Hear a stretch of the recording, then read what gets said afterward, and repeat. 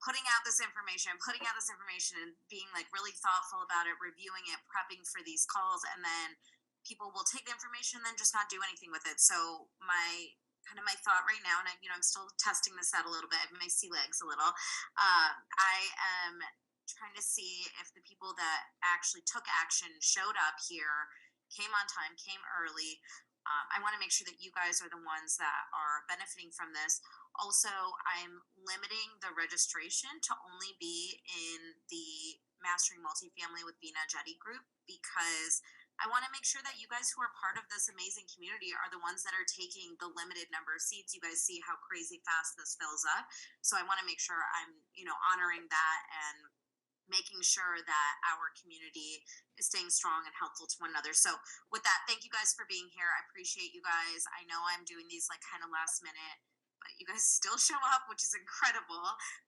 But I want to make sure that when I have, a cancellation or an opening in my schedule, that I am giving you guys the time and energy that you need to get started in this. And, it's the holidays. So like, let's be honest, the work flow is much slower and lower in corporate America. So I know this is also a good time for a lot of you guys to make these calls. So thank you guys, and thank you for participating in the group. I love the community that we're building together. So thank you guys for that.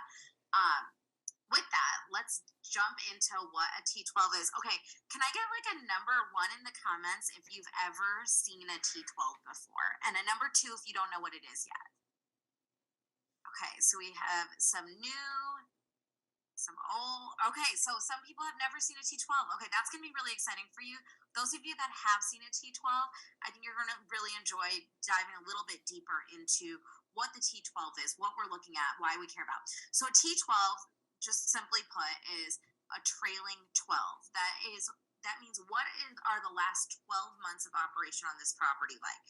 That means that next month the T12 is going to drop off the oldest month, and then the new month is going to be added on.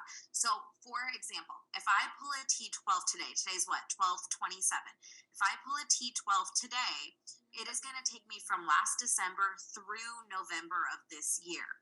If I pull it a week from now on January 4th, it's actually going to drop off last December, and it's going to put on last January through December of this year. So does this make sense to everybody? T12 is the most recent 12 months of operating history. Awesome. Okay, so with that, we also have a T1, a T2, T3, T6, T9. And I know it sounds crazy, but it's simply the trailing 1 month. So on a T1, let's say that, and for the purposes of this discussion, we're going to assume that we are in October 2020. So I'm like taking us back into the pandemic only for purposes of this call, though. And so what we're going to do is we're going to pretend like we're in October 2020. So a T1 here would be September 2020. Whatever financials came out for that month, that's going to be a T1. A T3 is going to be July, August, and September. A T6, as you might have guessed, is going to be April through September. The T9 is going to include January through September. So every month that we move forward, the oldest, right? So this month is going to fall off on the next month's T12. In 2 months, both of these are going to fall off. So it's just think of it like kind of like a conveyor belt that's just pushing out the oldest data from the oldest month. And so the T12 is what we really look for when we're first making an initial calculation on what we can afford to do here, how the property's operating, the overall health. Jody, they will not provide a T24. Well, I've never actually seen one, and I've never actually asked for one. So it is possible that they could, like they might have a T12 that was pulled a year ago, but that's not really going to be that useful for you, because what you're really looking for is what's happened recently on the property. Something that happened 15, 18 months ago is likely not going to affect your operation as it stands today. So we really just try to focus on the T12. And then once you guys understand this, I'll give you guys a little bit more on different ways you can look at the data and manipulate the data so you can see different slices and different views. So for starters, your T12 is going to have two basic things. It's going to have your income at the top, and then it's going to have your operating expenses below. And then you're going to get to, if you guys remember, if you were on the last call, we get to the NOI, right? So sorry. Now that it's so enlarged, it takes me forever to scroll through it. So give me a second. Okay. So, I skipped here. The NOI, 5,400 in this case is the net operating income. So this is the NOI. Remember, you guys, we did all of those calculations last week about the NOI, adding value, moving this number. And I'll show you guys here what happens from 1 month to the next if we change the NOI slightly here. You guys should all know how to do this because we've done it before, but we'll do it again one more time to reinforce it. And then this is actually like a very expanded version of a T12 because a lot of times you will not get this, but this is extraordinary repairs. Which in this case, like this is basically what they're calling their CapEx budget. So this is above and beyond what they needed on some of these. So like carpet replacement, this is not in the typical course of business. They put it below the line because remember again, you are getting these numbers. You want to make sure that they are in the correct spot because they're taxed differently and they're expensed differently. Then you have your debt service. So this is going to be whatever your interest loan is, interest only, P&I, whatever the structure of that is, will come under here. And then it'll give you your net income. Remember, I called that free cash flow, net income. Now, one thing to note, and you guys want to write this down, sometimes you will not have the total extraordinary repairs here. You'll just have the next line item being total debt service and then net income. It's unusual for most sellers to put the extraordinary repairs above debt service. So this is kind of a stylistic thing you might see on different T12s. So for example, on ours, we don't put extraordinary repairs above debt service. After our NOI here, we go to debt service, and then we look at free cash flow because this is how we pay investors. Then this is unusual to have this on a T12, but I wanted to show you the most expanded version so that when you guys see it, you're not like, hey, what is this thing I'm looking at? So this is non-operating expenses. So these are things like if you have a partner that flies to the asset to go walk the property or something like that, that gets charged here well below the line. It's a non-operating expense of the property. Your asset management fee gets charged here as well.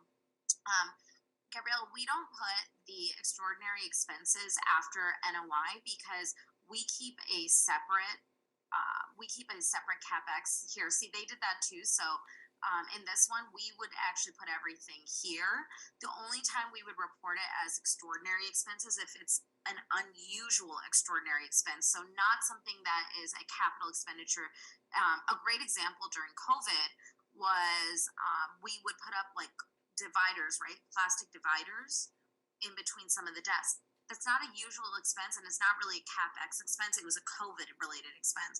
Or we would buy quadruple the amount of sanitizer at 10 times the price. So that would be an extraordinary expense. So really what you're trying to illustrate is like, this is unusual. It doesn't typically belong here. So we want to be able to look at that so we can take that information in and out as needed. So here CapEx is coming below the free cash flow, which is how we would do it. And then net income after CapEx usually is going to be negative if you're doing a lot of value add.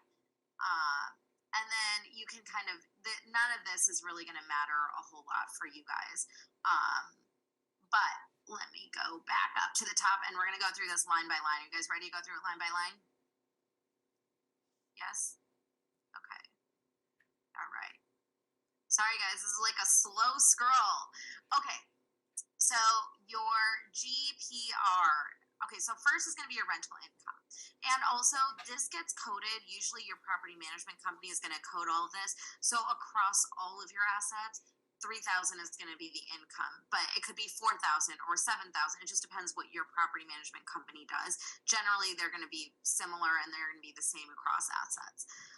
So your rental income is the first account we're going to look at.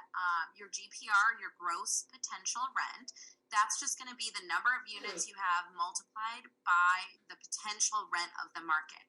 So if your market potential on any given unit is $1,500 and you have 100 units, you're going to multiply 1,500 by 100 and get 150,000. Your loss or gain to lease. Okay, so what the loss to lease is, it means when you rent, let's say you have 100 units and you've rented unit 101 for $1,100 because you pushed it by $100. Remember, we were talking about pushing market rents? Then let's say unit 102 is already locked into a lease at $1,000 and it's the same floor plan. Your loss to lease on unit 102 is now $100 per month, so $1,200. So that's what's going to be here in your loss to lease. And essentially, what may happen, if you're doing value add, in the first couple of years on your pro forma, we would project and we would expect to see a loss to lease because as you're turning units over, you're pushing rents. The rents that haven't been pushed yet because they haven't been increased in rent yet, those are going to produce a loss to lease generally. So we're typically going to see a loss to lease on a value add asset in years 1, 2, maybe year 3. But then in years 4 or 5, we might see it come down to 0 because theoretically we brought all units up. The reality of how this works, you're going to continue to see a steady or maybe a little bit of fluctuation in the loss to lease because come year 3, maybe you're pushing those first 100 units in rent by another $100. So you're constantly creating that loss to lease. So loss to lease is not bad, it's opportunity because it means those are units that are being leased under value. But in practicality, you're going to have some amount of loss to lease. Hopefully this makes sense to you guys so far. Can I get like a yes in the comments if this is making sense? Awesome. Okay, perfect. So we expect to see loss to lease on value add, and in general, right now with the way rates are moving up, we're going to see the loss to lease there. So now you take your gross potential rent, your GPR, subtract your loss to lease, and that's going to give you your total residential income. So this is the current lease amount. Then you're going to adjust for vacancy. So let's say you have 10% vacancy and each unit should be renting for $1,000, right? You're going to take that 10% of your units, so let's call it 5 units, right? And those 5 units you're going to multiply by 1,000, and that's going to be $5,000. So $5,000 per month is going to be what your vacancy loss is. You also, here they do have loss to model. So sometimes they'll separate this out as a loss to a model because your model unit or your walkthrough unit will be vacant. You can't have anyone living there, so that's going to be a loss on your T12 as well. Rent concessions are if you have, let's say you have a month free rent or $50 off per month in rent. Those are all going to come here under rent concessions. In 2019, it was actually highly unusual to see any kind of rent concessions, but this asset had it for whatever reason. Chris, to answer your question, yes, you can have your loss to lease end up being 0. That means that you are renting all of your units at the full potential of the market and there's no loss to. So think of loss to lease as the lost income because it's already leased out for 12 months. If it was not leased out for 12 months, you would be able to increase it. So that's just something for you guys to think about as you're modeling out your pro forma, is eventually you probably would model it out to a 0 loss to lease after you complete your value add. And then bad debt here as an expense is basically when you have tenants that are delinquent, eventually you have to write it off because you have to show it somewhere on your T12.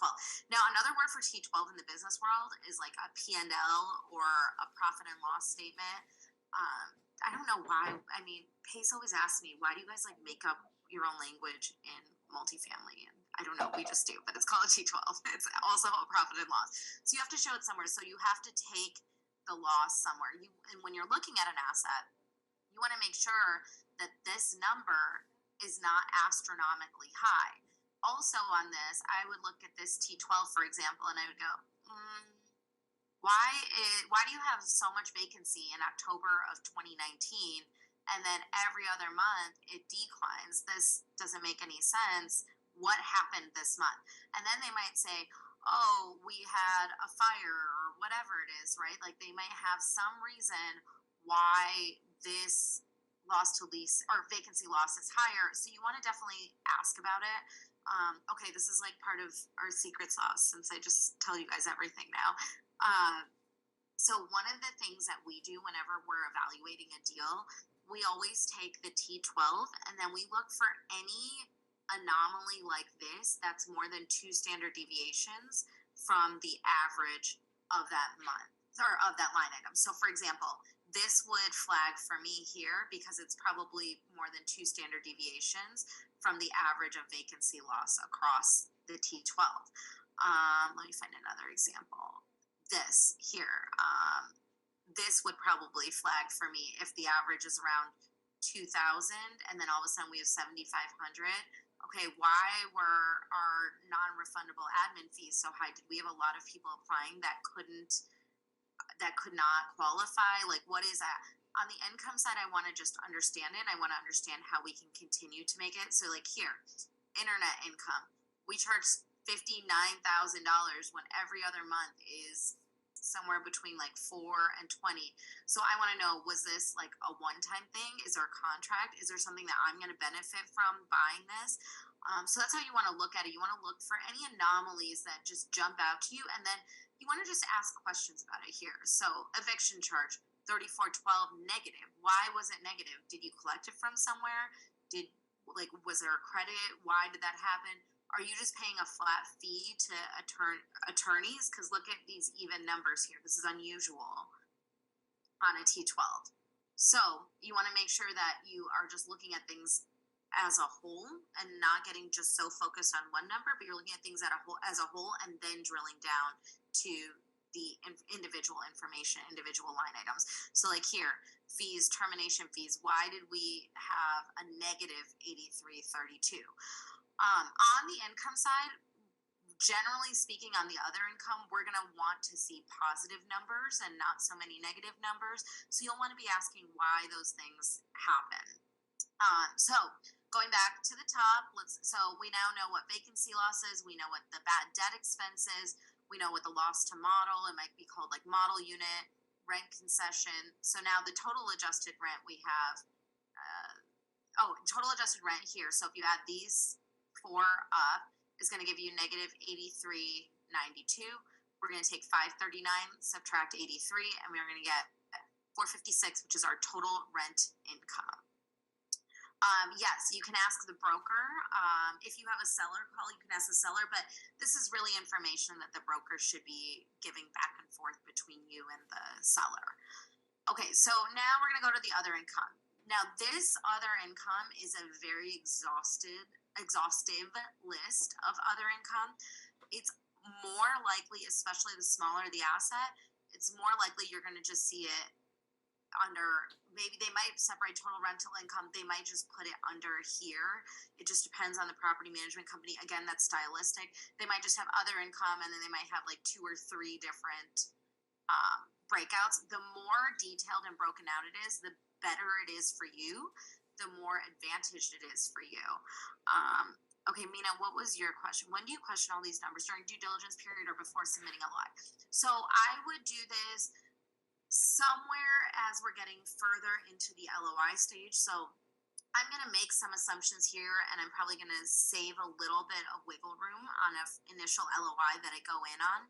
And then as I submit that, I'm going to say to the broker, hey, I think we have some room to move on this, but I'm not really sure. I just have a couple of additional questions so I can tighten up my numbers, sharpen my pencil, tighten up my numbers, and get a better offer out to you. And then I would spend the time asking those. Now, I would only, initially before that, I would only ask about like really big, obvious issues. Like, I don't care that much about $1,300, like, okay, fine, $1,300. That's not going to move the needle on this size of an asset. But this number here, I would absolutely ask. I'd say, hey, before I submit the LOI, why is there 71K in vacancy loss? What happened in October 2019? versus November 2019. So I would ask about that out of the gate because that is a fairly decent number to be impacting. But like $1,000 here and there probably isn't going to move the needle a whole lot, especially if it's as sporadic as these numbers are.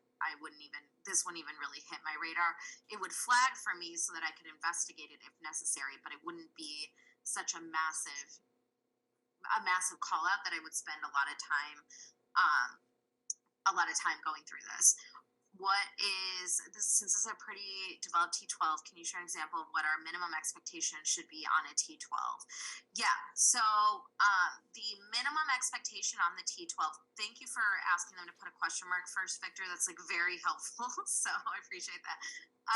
So a minimum T12, you're going to have just income, and then maybe you'll have other income. There might not be other income on the asset. So you'll have total income and then expenses. They might not be broken down as much as this, but it's basically going to be income, expenses, NOI. That's all you really need, and then you want it month over month. The more it's broken out, the better it's going to be for you to be able to make assumptions and adjustments and see where you have opportunity on it. But the smaller the asset, it's unlikely you're going to have such expansive information. And also, the other thing to remember is that mom and pop sellers might not even have a T12. So you might be asking the broker to help you reconstruct it. But if it's properly managed, you should have a T12 or a P&L statement. If you're buying a deal for like the first, second, third time and you're trying to reconstruct a T12, I would just be really careful because there's a lot of opportunity in those deals, but also you don't really know yet what you're looking for or what you need to see. So just be careful. Yes, you can hide finances or numbers on the T12. Do most people? Probably not, because we have to report this to the IRS. So and when you're buying the asset, the lender's going to make them certify the T12. So if I'm selling this property, I have to sign off on this saying that these numbers are true and accurate to the best of my knowledge, or somebody is going to be doing that. Because the reason that you want that is, let's say that you go in and you do find out that I completely lied about everything. You want to be able to come after me, and I've certified that T12 now saying that it's true and correct. So yes, it can, and I'm sure it does happen, but I think it's unlikely, especially the larger the asset, it's unlikely that you find that. Multifamily is a little bit different than single family in that way too. Yeah, I'm gonna go through all of these other incomes. So if you guys don't know what one of the line items are, I'm gonna go through all of them for you guys. Okay, so for forfeited security deposits, I think that's fairly self-explanatory. Whatever security deposits that residents aren't getting back, they're forfeited to us. That's something that we get. Non-refundable admin fees, non-refundable cleaning fees. Conditional fees, I don't know what this means on this T12. I would definitely be asking about that to the broker. Like, what's a conditional fee? Is this a conditional approval application, or do you have some other kind of fee that you're charging? I want to understand what that is, how much that fee is, because it looks like they're getting it fairly consistently. So as long as occupancy is remaining reasonable, stable, I would probably continue to charge this. Non-refundable pet fees is the same. One thing about pet fees and pet deposits, and cleaning fees for pets, just to keep in mind, is some states do not allow you to charge both like a non-refundable deposit and pet rent. So it varies by state and jurisdiction. So you want to make sure you know what the rules and regulations are in the area that you're buying and or renting to tenants in. Your property management company should know those, especially if they operate locally, but it's just something to kind of be on your radar as you're thinking about this. Amenity fees, that's like one of my favorite fees to put in there because it's something that can go toward landscaping, your pool, like things that you would pay for if you lived in a home, but you don't necessarily pay for them in an apartment. So the amenity fee is what covers that. Usually that's anywhere from like 10, 15, $20 a month. Again, varies, depends on your location. So make sure that you know and understand where you are. Application fees, again, self-explanatory. That's like to run the credit check, etc. Late payments, so that's your late fee. Maybe it's $30, $50, whatever that is. So you'll see late fees here, month to month. So when we move a tenant from a 12-month lease to a month-to-month lease, usually there's a premium on it of 100 to 200, maybe $300. So their month-to-month fees, some residents will do that so that they can stay an extra month or two until they can find a new place to move. Non-sufficient funds fees is NSF, non-sufficient funds. Termination fees, this is they terminate their lease early. Income, so cable, internet, laundry, other, pest control, pet rent. This is all if we're billing them back for those things. So usually there'll be like some kind of a master lease for these or master fee. We bill it prorated. Not all apartments have this. A lot of ours actually don't. This is different than RUBS, so we'll get there in a minute. But this is any kind of income that you're getting from, let's say you offer a cable plan to your residents and you charge them $25 a month. That's going to go here. A lot of times people will just put that into the rent, but it's actually great when it's broken down further. Doesn't have to be, but definitely helpful when it is. Laundry income is like the coins, if you have coin laundry or the card laundry. Bad debt recovery is the money that you are, this is why this is negative, because your bad debt recovery, if I have to spend $600 going to a collection agent, reporting agent, etc., and I don't recover any of the bad debt, then I'm going to end up paying for it. But here, I might have paid the 600, but I recovered 1,000, so that's, or 1,100, so that's why I have a positive 520 here. Damages, yes, sorry. Question on the chat that was yeah. It says, do you benchmark line items to a percentage or revenue? For example, bad debt should be around 1 to 2% by Brandon. Yes, we do. But it varies so widely by asset type, market, size of asset. So what we're really looking for is we're looking for trends across the same asset. But we do, once we put our T12 into our formulas and our spreadsheets, we do look to see what percent of the NOI it represents. Typically, those numbers are probably not going to be something that I would recommend, especially newer investors, spending a whole lot of time on. For us, it's helpful because of the volume of transactions we look at. We want to be able to see clear trends emerging as they come out. But if you're looking at less than 200 to 300 deals in a month, it's probably not going to be as necessary for you to see that. But if you're like a numbers nerd, absolutely you can look at that, and you'll start seeing trends emerge in your micro markets and in your asset type and size of assets. So hopefully that answers your question. And Chris asked a really good question. Does that make it more sketchy doing a seller finance deal since there's no lender to certify the T12? So the seller is actually the one that certifies the T12. So there's no reason why you cannot have the seller certify the T12 even in a seller finance. Okay, guys, I'm so sorry. I just need one more second. I apologize. I think someone's at my door. Hello? Hello? Oh, are you at the front door? Yeah, I'm on a meeting, so I'll open the door and then I gotta get back to my meeting. All right, thanks. Okay, sorry guys, I gotta open the front door. Usually there's someone else home that's not me. So, according to Veena too, is that whenever you do your math on your T12s, you're gonna start evolving and looking at specific things that is gonna be specifically into your flavor, right? So, once I started doing T12s, I was like, oh, that's a lot of information. But once you start taking a look at it, you start looking at specific issues that you want to go back and look. And like Veena was saying before, you want to see those trends, like those big trends. What happened here? Because it has, like she said, it could be a fire, or it could be like you're doing a lease bump and no one wants to live there anymore because you did the rehab. So go ahead, Veena. Okay, thank you for holding down the fort, guys. Sorry. I had like all the family for Christmas, so they're coming to break down all the tables and everything. It was like a tiny wedding a little bit. Okay, so going back to this, we have, okay, here we go.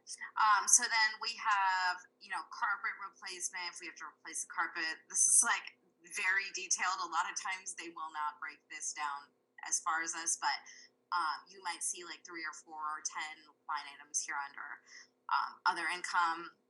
Furnished suites, that's like if you charge a premium for being furnished, that might go here. Then here, utility reimbursements and bill backs. This is what we call our rubs. So when it's our what does RUB stand for? I'm like ration utility bill back system. I was like, what does it stand for? I had a total blank. So this is where you basically, let's say here on electricity, right? Let's say that I pay the master bill and it's $10,000. I'm going to take a prorated amount and bill it back to every single unit, and then those tenants are going to pay me for those electric bills. Now, not all properties will have rubs, like they won't necessarily be individually metered, and you can go in and you can do that as part of a value add opportunity. So don't think that that means that the property's bad. It means that you just have a way of now producing extra income. And also, big asterisk on utilities, like if you're in Texas, there's like rainwater collection. There are limits on what percentage you can actually collect or bill back if they're not individually metered. And so you want to be really careful around this, because this is somewhere you don't want to like run into any issues, because if you get audited, it's going to be an issue. Caroline, yes, I wish all T12s looked like this, but they don't. Most of them don't, so this is like very unusual. Is there software to plug in numbers, speed up the process, or is it better do it by hand? No, this is actually going to come to you usually in a Excel format, so you don't need to worry about doing it by hand, and then you can use the Excel format to underwrite the deal. So this is going to be your total income. So your other income plus your total rental income is going to be your total income, $502,391. And then we get to expenses. So this is the operating expenses. Again, this is broken down very specifically. A lot of times this is just going to be one line item which says payroll expense. And it's actually usually not going to be broken down into like outside and inside payroll expense. It's going to be just payroll expense, and then it'll be the 23,420 plus 27,000.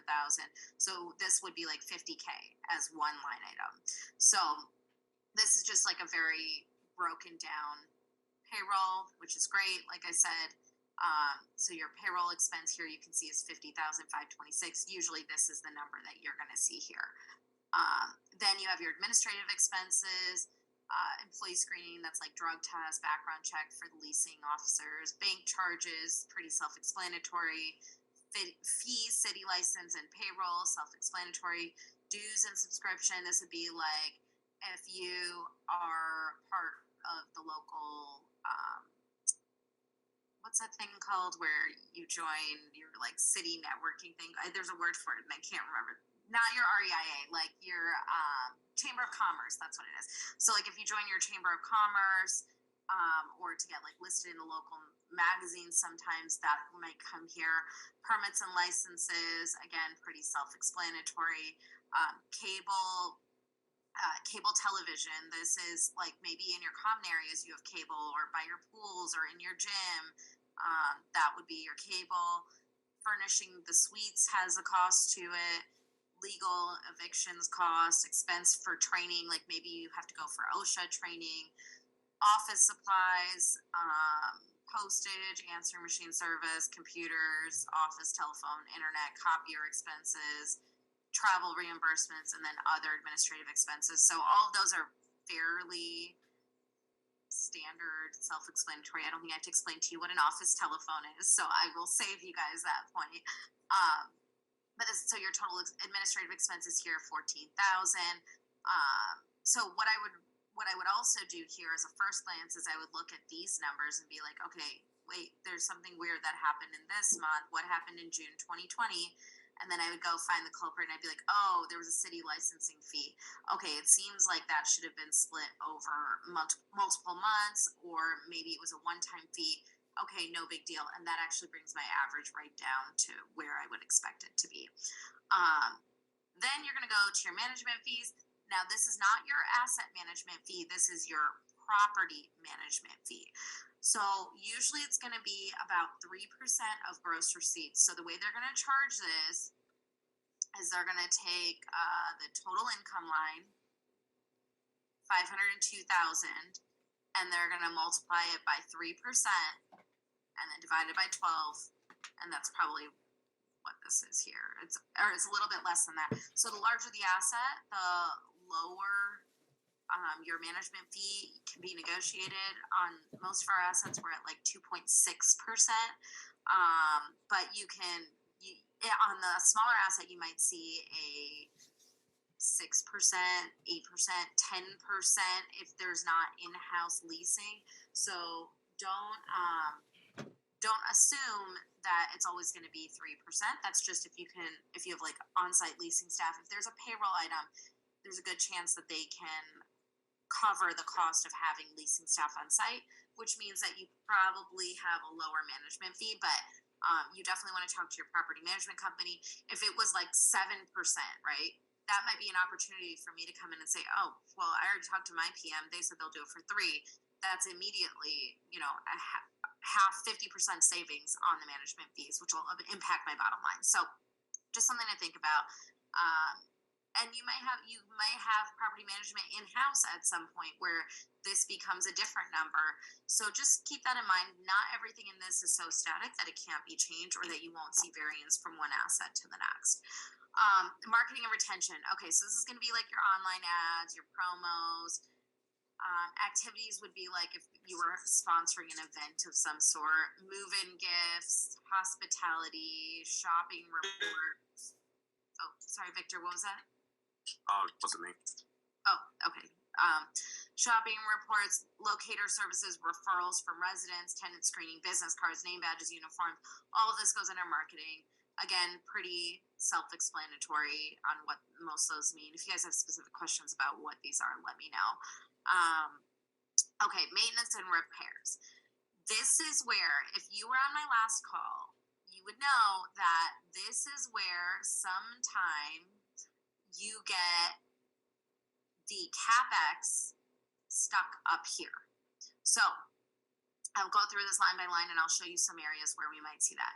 So repair and maintenance supplies, no idea why there's a credit here, but it's such a small amount, it's not usual. Hey, Victor, do you mind keeping everybody muted, please? I'm working on it. Thank you. There should be a mute all. I think if you go to meeting, you can mute everybody. Okay. Okay, am I echoing for anybody else?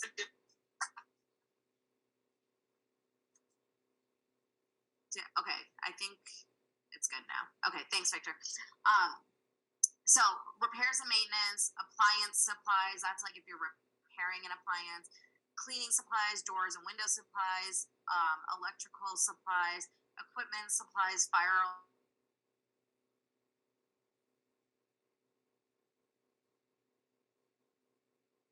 You have to let me unmute, Victor. I apologize. That's okay. HVAC supplies, key and lock supplies, light bulbs, paint supplies, plumbing supplies. Okay, this is a big culprit, and I would almost guess that there's a good chance right here, this 4,046 number. If you look at it across the rest, well, actually, I'm sure they actually returned whatever they didn't end up needing here. But let's say that this was 4,046 and everything else was around $1,000. My assumption here would be, okay, maybe either there was like some kind of a one-time leak or something that I want more information on, or 2, you put plumbing upgrades, so like new faucets or low flow shower heads into here, when really that's a CapEx item and should go below the line. So that's why we care about anything that's more than a few standard deviations, 2 standard deviations from the normal, because it might point to something where it's like, oh, okay, the numbers are actually better than this. They just didn't know, or they made a mistake or whatever, right? Carpet cleaning services, cleaning services, cleaning service, door repairs, cleaning services again. So see, they've broken out cleaning and carpet cleaning, which is very specific. Clubhouse and amenities, drywall services, electrical services. So drywall services might be somewhere else. If they're redoing and repainting, that might be a material change. So that might be a CapEx item. It just depends. Um, then you go to electrical, glass and screen, golf cart, HVAC, key and lock, plumbing services, roof repair services. If it's roof replacement, this is a CapEx. Roof repair is not. Security gate services, uniforms for the R&M staff. Interesting, they put it here instead of with the other uniforms, but again, doesn't matter a whole lot as long as it's on the expense side. Resident retention expense, pool supplies, pool telephone. Like I said, this is a very, very, very detailed T12 because usually like this is just going to be thrown under an admin cost or admin broken down to telephone expense. On this, you have maintenance and CapEx. You just brought that up. You want to tell everybody the big difference between it? Because a lot of people don't understand what a true CapEx really is. Yeah, so CapEx is anytime you're making a material change to the property.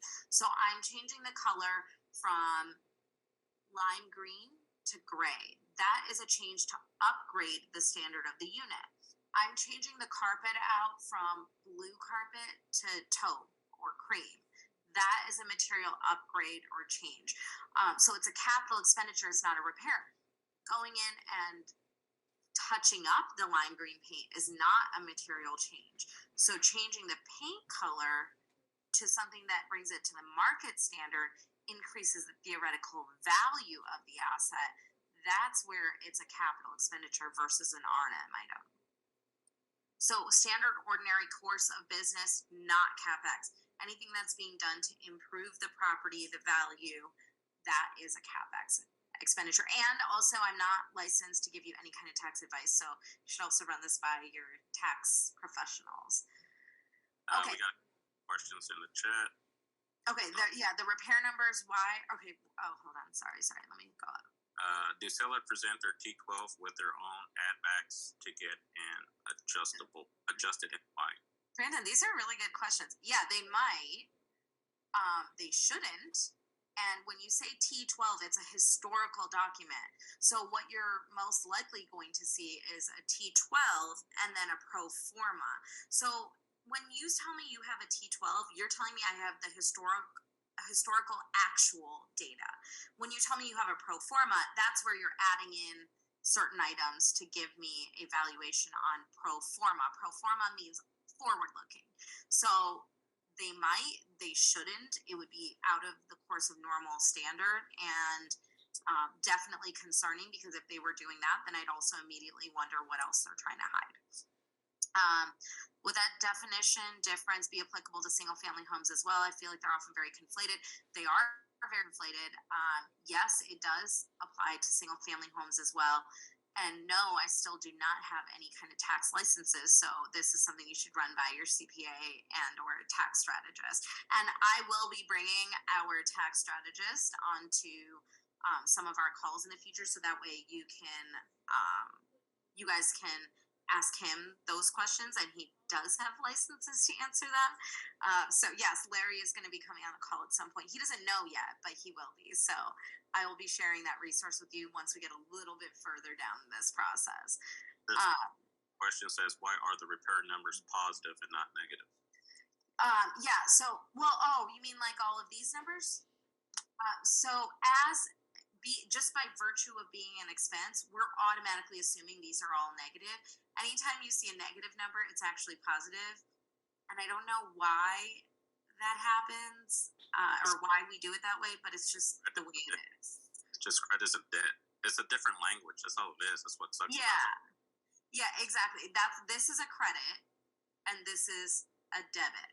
And I don't I know it's confusing because if you go above to the income side, it's the opposite way.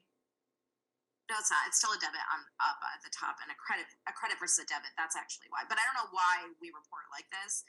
It's just how it is. So when you see a positive number on an expense, it's not it's not good. But when you go to a positive number on the income, that's good because that's income actually coming in. If it's a positive number on the expense, it's just negative. It's actually a negative number. So yeah, Carolyn, we are going back to old school finance classes, and I don't know if I ever knew why they do it like this. I think I've been looking at them so long, I forgot that that's actually not normal for people to see. So That's why you have a CPA. God, no kidding. You're making me work real hard, guys. Um, and yes, Brandon, adjustments happen in business acquisitions. So, like in a business acquisition, for those of you that ever bought a business, like you might have an owner add back, right? Like, so let's say I'm selling my landscaping service, and my landscaping service, I, as the owner, am taking a $100,000 a year draw, but I'm not working in the business. That would be an owner add back because that expense goes away when I sell you the business. But let's say my office manager's salary is 60,000. That doesn't get added back because I theoretically still need an office manager unless I'm going to step in and work for the business. So yes, owner add backs in businesses happen all the time. Like let's say I have my whole family on my cell phone plan. Well, when you buy the business from me, you're not going to have my whole family unless you're really nice. You're not going to have my whole family on your plan. So you would add back that cell phone plan because it's not actually a true expense to you on the business. So that doesn't happen like T12. Yeah, unless I negotiate it into the sale, right? But so this isn't going to really happen on T12s like that. You'll see it in the pro forma, but not in a T12. It's a historical document. So, okay, continuing down this. So now we're at contract services. This is where I look first because this is usually the most opportunity. So you're going to have pest control, landscape. What's weird here? Let me look at this. Oh, this is so weird. Okay. So I think they have a pool telephone, but they have no pool service here. So there's no contract on someone keeping the pool, which is weird. Yeah, to order drinks maybe, but there's nowhere to order drinks to because I don't think there's actually a pool on this property, which is also weird because this is a larger asset, I would think. Let me just see something. Well, it could also be their terminology, right? Because they're using their own language too. Yeah, but the NOI of the property is $4 million, and they don't have a pool. It doesn't make sense. So that's a question I'd be asking, right? Yeah, the pool cleaner, exactly. Like someone to come and make sure the chemical levels are right, clean the pool, etc. And it may be one thing that it could be is they could have it under the landscape contract. So pool and landscape are maybe the same. Maybe they do it in house, but it's still unusual to not see that in contract services on a property this big. But this is important to know that the more you look at these, like if I showed this to you guys and you've never bought a property before, 99.9% of you guys would never notice that there was pool services missing, right? From service contracts or contract services. I noticed. What's that, Victor? What's the size of this unit right here that we're looking at? You know, I don't actually know. I don't have the attached rent roll. At 4 million, I would assume 300 units, maybe 400. Okay. So I don't even know what property this is. It was all blinded. Gotcha. And so, yeah, and Chris, I totally agree with that feedback. He said, you would think with as developed as this T12 was, if it was part of the landscape services, it would actually say landscape and pool. And I actually agree with that. That's what's kind of sending up my flag is I would actually expect it to be landscape annual contract, pool annual contract as a separate line item. So, yes, and if you think that they look this pretty, they look definitely nothing like this basically ever. This is just the most comprehensive that you're ever going to see it. And if you see this ever again, you're going to like do a happy dance because this does not happen. It's not typical. Most of them look actually pretty bad, or if they even exist. So just keep that in mind. But so it's sometimes it's not even what you see in the T12. It's sometimes what you don't see in the T12. So I would be saying like, hey guys, where's the pool? Like, what's happening? Is there a pool? Maybe the pool is down. Maybe there's no pool right now. Maybe it's still being constructed. Maybe they converted it into something else. Like, you just never know. So you always want to ask about things like that. So that's something I would definitely be asking. Turnover expenses. This is when you're turning over the unit for the next person to come in. Sometimes I'll call it like make ready would be the other thing. Um, this is a big area to look at to see like, okay, contract painting, are you upgrading the color? Are you upgrading the paint and color? Or are you leaving it the same? Are you touching up? Because if you're upgrading the paint and color, what does that become? CapEx, right? Pools were closed during COVID, but we did have to still maintain them. So we still maintain them. We still had to keep the chemicals. Now, depending where you are, like in Chicago, you might not see a pool expense for 9 months out of the year, right?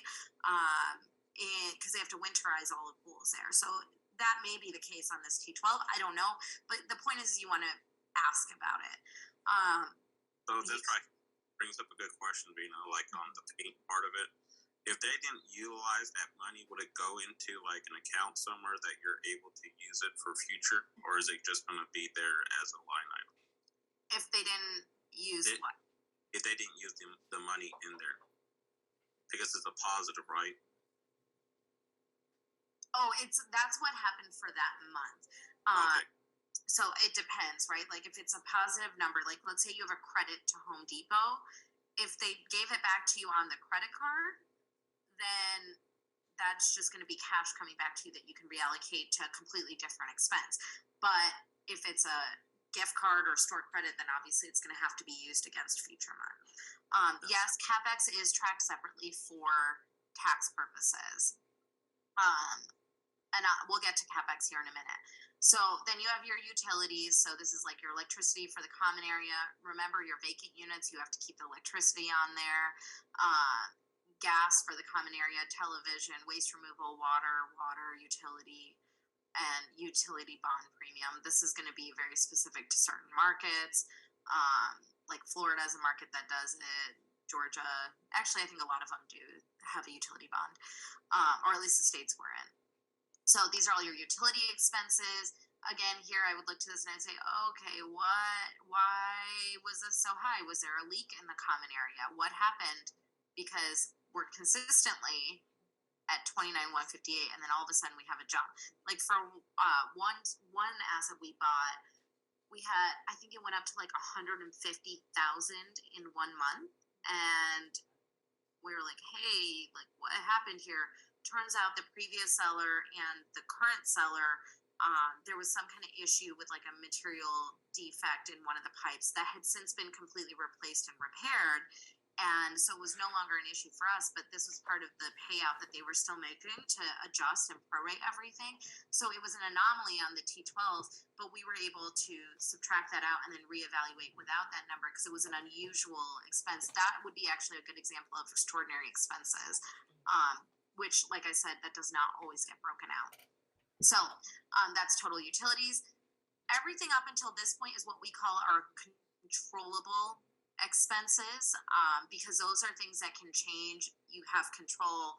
You can, go to high efficiency electricity, so you're using less electricity. So those are called your controllable expenses. Your non-controllable expenses are taxes and insurance. That is whatever you are charged for it. You can't get around it really. And so you have your insurance expense, your property taxes, your taxes consulting expense, and then any prior year adjustments. I would look to this and I'd say, oh, okay, it was a prior year adjustment. So I would kind of disregard this. And then I would assume that my numbers are going to be probably somewhere here at the 60K. And that's on the seller's T12. Now, these two, I want you guys to like make a big, huge note to yourself on this.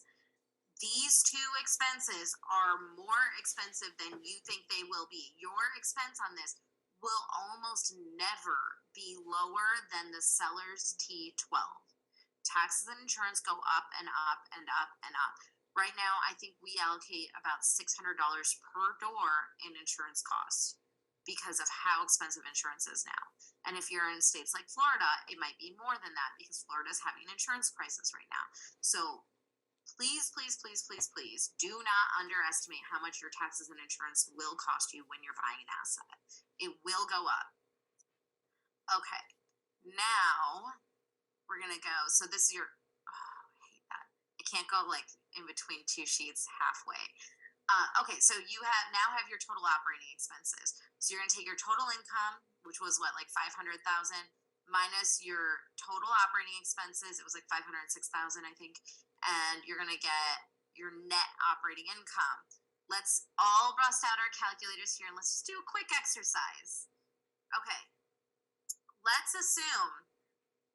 Okay, and I want you to pay attention to what I'm saying. Okay, let's assume that this is the NOI for October 2022. Okay, so we have 309,651. Let's assume that this is going to sell at a 4 cap. How much are you buying the property for? What's the price of the property? Okay, put it in the chat once you have it.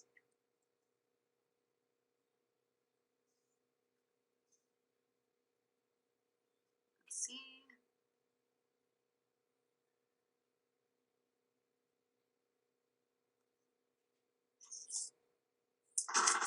Okay, any other responses? Everybody in? Okay, for those of you guys that said 7.741275, you are all wrong. That is not the right answer. So I said specifically, this is for October 2022, right? So that means, yes, Brandon, that's correct. So that means we have to take 309,651, multiply by 12, and then divide it by, what did I say, a 4 cap? So divide by 0.04, and then you should get $92,895,300.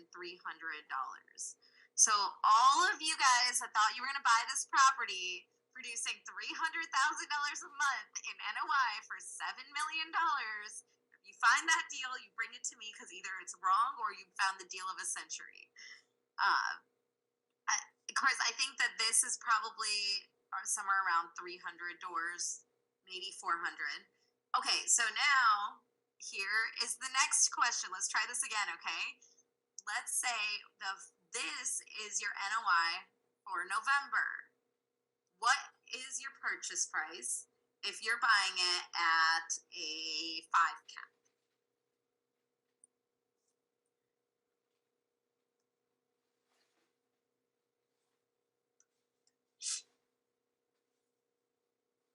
Okay, there we go. Now you guys remember. Okay, so those of you guys that said 106,014,720, that is the correct answer. For those of you guys that did not get it, here's how we did the math, okay? We did 441,728 multiplied by 12 because there's 12 months in the year, and then divide it by the cap rate. In this case, I said 5%, so you divide by 0.05 to get your market value. Okay, what about if this same month was represented in a 4 cap? What would that look like? What would the purchase price be between a 4 and a 5 cap?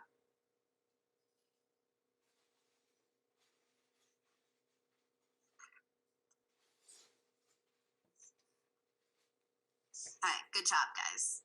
So you should get 132,518,400. Awesome. And there was a question in here. Why not just take the average of the 12 months to get the purchase price and make the offer based on that? That's actually exactly what you should be doing. So now what we just saw is if we used that November number, 441,728, and we multiplied by 12, we would have assumed that the NOI as an average was $5.3 million.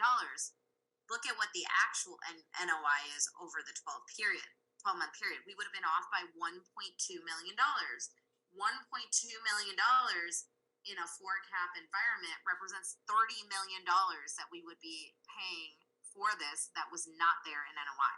So let's use this. Let's use the 4,103,311. And tell me what the purchase price or the fair market value is if we're buying this at a 4.5 cap.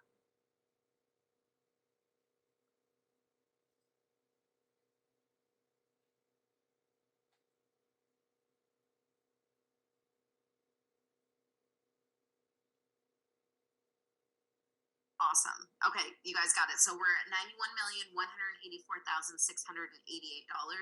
at a 4.5 cap. Let's say that we were buying it at the 5 cap because the market's moved. Then what will we be at a 5 cap?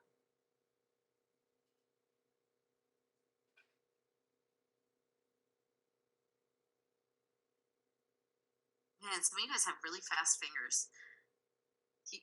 Okay, that's correct. We would be at $82,066,220. So see how the numbers changed so drastically from when we were using 309 versus 441 annualized versus the actual T12. Crazy, right? So to determine the most accurate cap rate, it's really going to depend on your market, the type of product you're buying, the size of the assets. So the more you underwrite these, and let's say that, okay, so let's actually look here. Let's say that the broker tells you, hey, guidance on this or whisper on this is somewhere between 87 and $90 million, right? What does that mean? Where are we going to be trading this at? What's the cap rate? 87 to 90 million.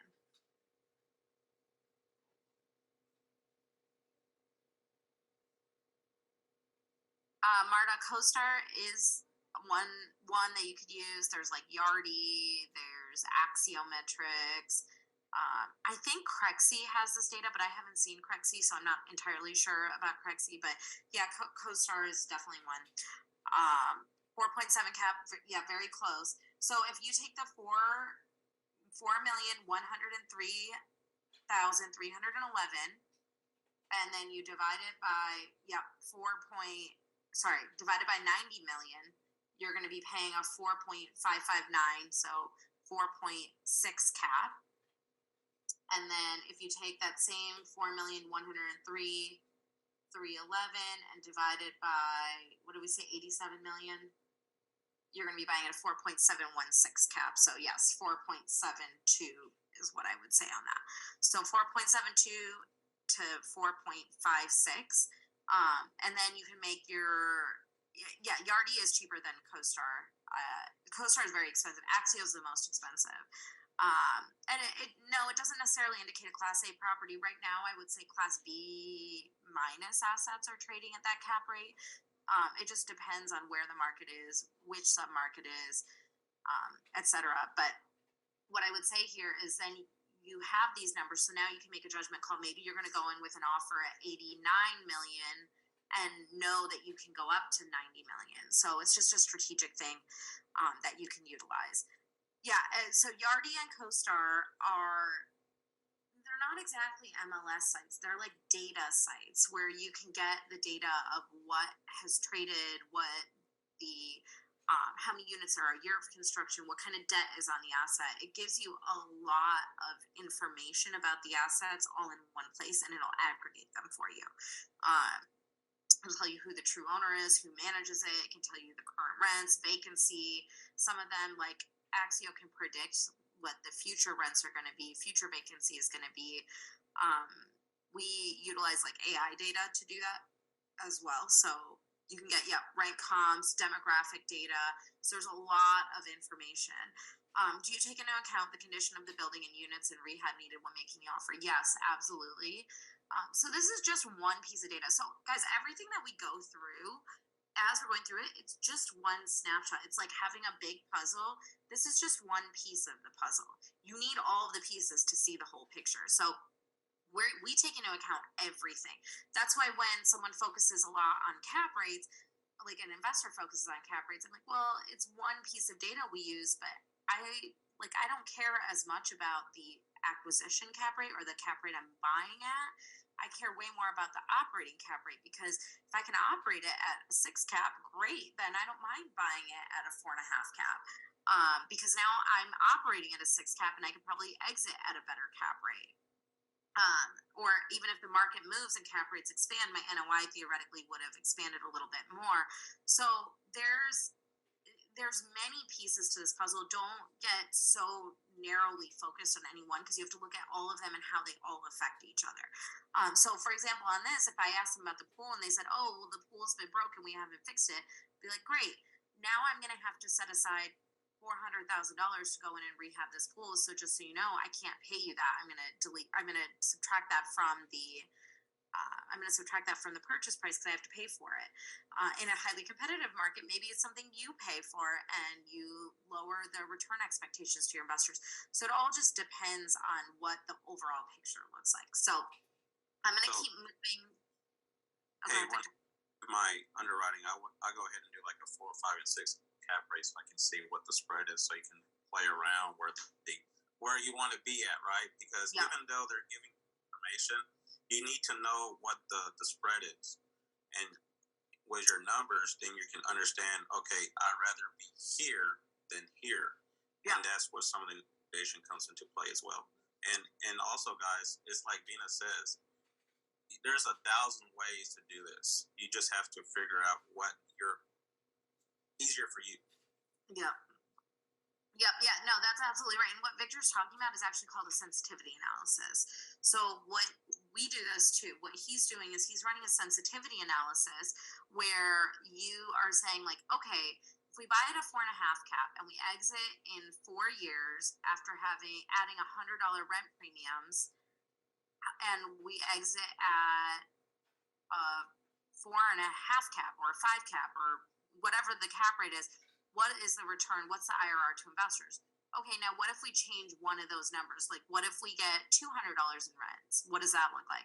Okay, what if we exit at a 5 cap? What if we exit at in year 3? So you want to be able you want to be able to look at the sensitivity analysis so that you can see what the different triggers do to the IRR for investors. So that's really what you're looking for. And I know this is really complex. If you're totally overwhelmed, don't worry about it. It's okay. Deep breaths. This is like a very complex topic that we're trying to review, and we're actually meandering a little bit from the T12 into more strategy. But you can run a sensitivity analysis. Your underwriter should be able to do that, whoever's underwriting for you, so you can see how like exiting in year 4 versus 5 versus 6 affects the IRR or whatever the metric you're looking at is. Okay, let's go to extraordinary repairs. You know, I keep wanting to say like extraordinary repairs, but I know that that's not the word. Okay, so if you go to extraordinary repairs, this is going to be like just out of the usual, and for whatever reason, they don't feel like this is part of CapEx. Like I would almost bet that HVAC and water heaters should be CapEx, but who knows? Like there's probably a story here. Carpet replacement, no idea why this is not CapEx if they're replacing the entire carpet. So I would definitely be asking about this. And then here they have pool and spa repairs, but they still don't have contract services. So these are all things I would be kind of asking a little bit more about to see why they are saying that this was the case.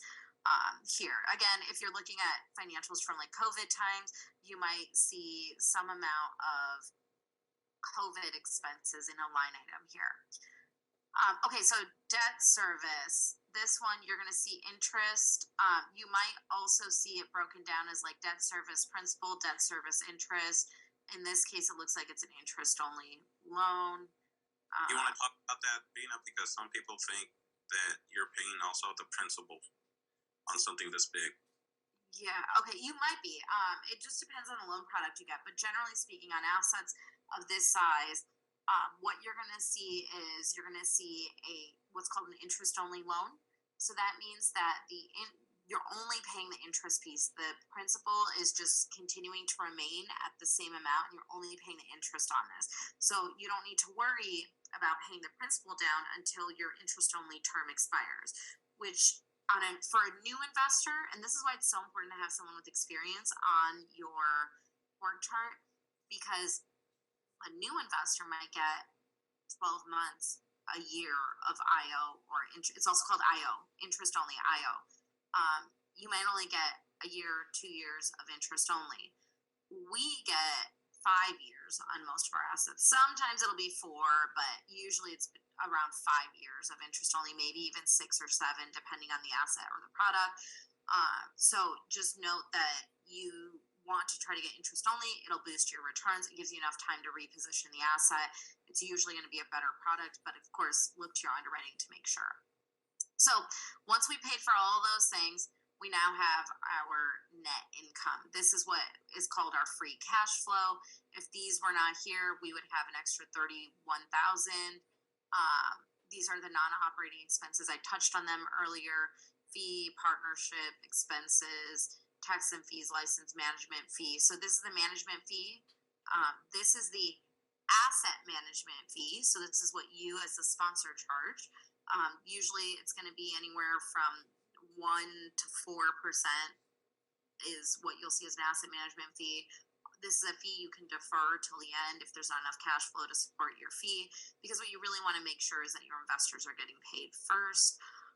At least that's what we do. I think that's kind of like the lifeblood of your investment. So always take care of your investors first. And then, if there's enough on the back end, then we get to eat too. But otherwise, our investors always eat first. So your net income is really what you're going to use to determine how much cash flow you have to pay to investors. This is just additional accounting. You will almost never see this on any asset that you look at. And then other miscellaneous expenses. See, here's the COVID-19 expense here. You can see they spent money here in 2020. This is their depreciation expense. Like, all of these are going to be things that you're not going to really see, so you can kind of ignore that. But then coming down here to the CapEx, what's nice here is you can see everything that they've already spent to date. You can find out how many units they renovated in each month, and you can find out what the delta is. So you can then go back and say, okay, if this was spent on 2 units, okay, if I renovate, I'm going to spend about $7,000 per unit, or whatever that number is. You want to look at that. And so then you'll see the negative income because CapEx was there. And this is why we look to, I gotta keep going. It's weird, T12. And that's why we look here for the NOI, and that's why we care about the NOI being the line. So that is the T12. I'm gonna stop sharing. I will share this T12 that we reviewed with you guys in the group if you guys want to look at it and kind of just peek through it, kind of get familiar with some of the numbers on it. If you guys want to go over another T12 on another call, we can definitely do that. If one of you guys has a T12 that you want to look at together and kind of see, okay, what are we looking at here just for practice, we can do that. The big thing to just be careful of or mindful of is that when you get these T12s, a lot of times you're signing like an NDA or a confidentiality agreement, which is why this has been completely masked. And I don't even know what property is. I don't know how many units it is, because we want to make sure that we're protecting the integrity of the NDA or the confidentiality agreement that we have signed. So if you guys have questions, go ahead and raise your hand, and then we'll take them one at a time. Oh my gosh, why do you guys drive and talk to me? It makes me nervous. Hi, Sean. Hi, Veena. How about, why don't you have to turn off your camera at least if you're driving. I'm on the open road, so there's like nobody. I'm not in the city. I don't like this. It makes me so nervous. All right. I know, Sean is always driving his car. Every time I talk to him, he's in his car. No, I'm in the semi-truck. The truck. It does not make it better. It actually makes it worse. It's on autopilot. Okay. What's going on, Sean? What's your question? Hey, from last week's thing going on, I had this epiphany that hopefully it brings value to you more than anything. Yes. How many units are you under management right now? Right now? Roughly. Ballpark. We sold 7 assets this year, so we probably have like another. We had 5,500 ish. Close enough. Okay. You're talking about bringing value like pet fees and trash and all this other thing. Then you brought up covered parking. How many, if you've got a unit with 300 things, how many car parking spots do you have for 300 units? For 300 units, depending on the market, I would say you're probably putting up at least 100, maybe 150. So like in Dallas, for example, covered parking is in very high demand because there's a lot of hail here. So you likely are going to get like $75, $100, $150 per car, well, per garage. If you have a carport, you might get 50 to 75, even $100 in Dallas.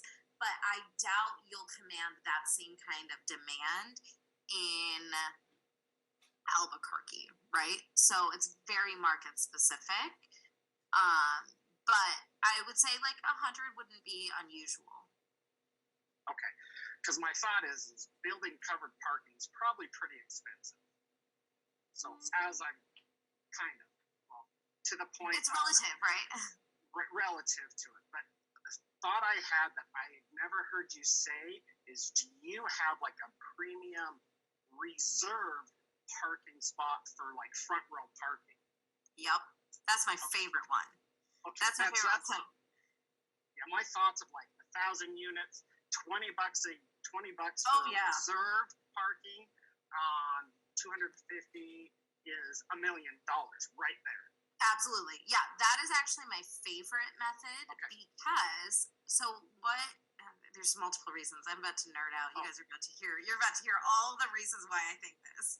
So, one, we always restripe parking lots when we go in. Like that's just part of our plan when we go in. It spruces it up. It adds lipstick. It makes it nice. The residents love it. It shows them that there's new management. We care about the asset.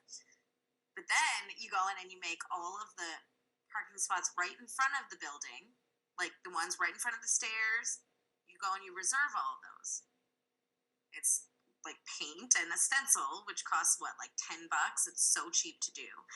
But then what you do is you go and you give it to your residents for, like you said, a lot of times for reserve parking, we get about $20 a month, maybe 10, depending on the market.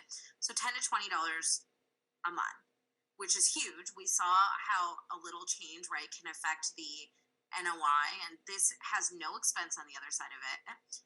But then here's like the actual, like taking it deeper, right?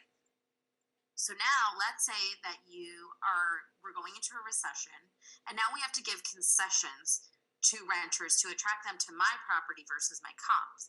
So I might say, hey, if you lease before the end of the year and you move in next month, I'm going to give you 6 months free of reserved parking. There's no cost to me to do that. But then I'm going to say in month 5, I'm going to go back and say, hey, Sean, you've been in unit 102 and we've really enjoyed having you here. I just want to let you know, we've been authorized to allow any residents that currently have free parking to renew for the next 6 months or the remainder of your lease at a discounted rate of $15. Right? If you don't do it, no problem, and you decide to do it later, that's fine, but it's going to cost $25 a month if you want to do that. Do you want to just reserve it at the $15 a month? So now you're strategically getting somebody because what happens when someone's been parking right in front of their building for 6 months? They're used to it. They like it. Like, do any of you guys like going to the store anymore when you can just Amazon Prime everything to your house? Right? Like, it's so annoying. I had to go to the grocery store the other day and I was like, this is the worst thing I've done in years because I've Instacarted since COVID times, right? And so I got used to it. I don't care if I'm paying a premium. I don't have to get out of my house. I don't have to wear pants. I don't have to go outside. I don't have to drive. I don't have to park. None of that has to happen. So reserve parking is like one of the most powerful tools you can use. It doesn't hit your T12 unless it's positive, and then you don't end up in a situation. You do actually end up in a situation where your tenants prefer it. They want to have it. So it's just you're creating a bad habit. It's like giving them a little bit of drugs, right? Like the first drug is free, and then they keep coming back. Right? That's okay. So that's how I look at reserve parking. And yes, absolutely. Some markets, though, you can get like double or triple that for doing reserve parking. Okay, for those of you guys that are a little bit further down the line in your underwriting part of this, what I will share with you kind of how we look at whether we make an investment or not, the ROI we need from the investment. If we are investing, um, if we're investing into covered parking in this example, let's say it cost me $1,000 to build a covered parking space. I need to be able to recover all $1,000 of cost in additional rent over the course of about 3 years. That's generally the average we look for. So let me pull out a calculator and tell you what that looks like. So if I spend $1,000, I need to be able to charge at least $28 in rent per month for 3 years. Otherwise, let's say I'm only going to get $15, then we won't make that investment because it's just the ROI is too long. The yield on cost is too high. Does it make sense? Okay, Veena, I'm going to the airport. I'm going back to Texas. Oh, come back, Victor. We'll see you soon. See you soon. Bye, guys. Thank you for being here. Sean, did I answer your question? Show Veena some love. Show Victor some love for really like taking over while I was gone. Thank you, Victor. I appreciate you. Yeah, it did. I've just never heard you talk about it. I have a posting note in my truck that says reserved parking to say Veena, Veena, Veena, Veena. So I didn't forget. I love it. Never heard you say anything about reserved parking.